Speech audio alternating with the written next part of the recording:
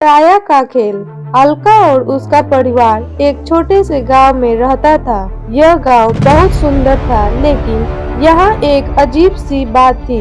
हर कोई सूर्यास्त के बाद बाहर निकलने से डरता था।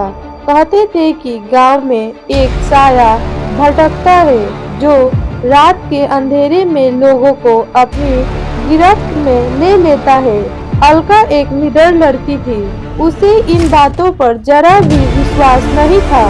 वह सोचती थी कि ये सिर्फ बुजुर्गों की कहानियां हैं जो डर फैलाने के लिए बनाई गई थी। लेकिन उसके माता पिता हमेशा उसे समझाते थे कि रात को बाहर जाना सुरक्षित नहीं है। एक दिन अलका के पिता जो जरूरी काम से दूसरे गांव जाना पड़ा।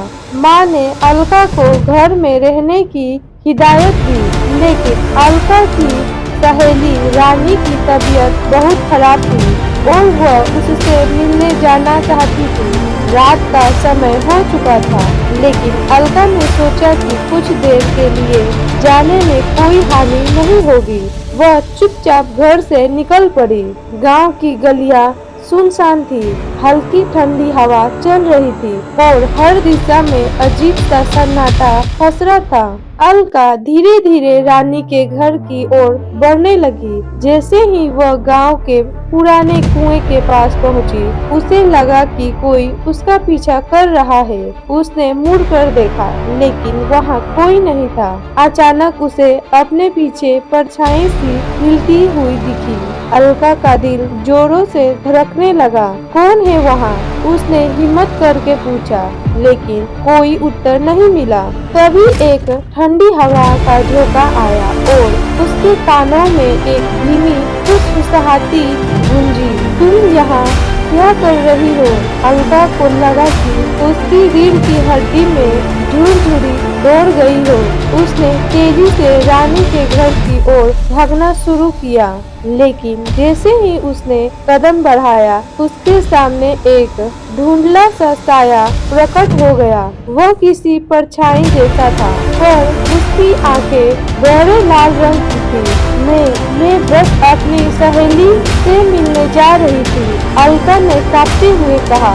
साया मुस्कुराया, लेकिन उसकी मुस्कान डरावनी थी। यह गांव मेरा है। जो भी मेरा आज्ञा के बिना रात में बाहर निकलता है, उसे इसकी सजा मिलती है।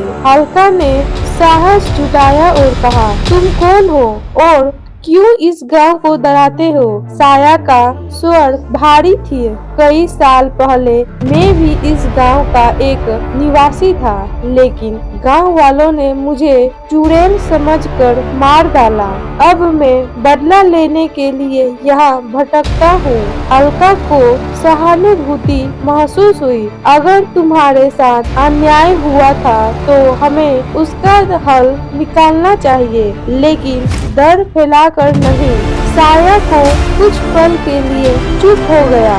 फिर उसने कहा, अगर तुम मेरा सच गांव वालों को बता सको और वे मेरी आत्मा की शांति के लिए पूजा कराएं, तो मैं हमेशा के लिए चला जाऊंगा। अलका ने हिम्मत जुटाई और गांव लौट गई। अगले दिन उसने गांव के बुजुर्गों से सारी बातें कही।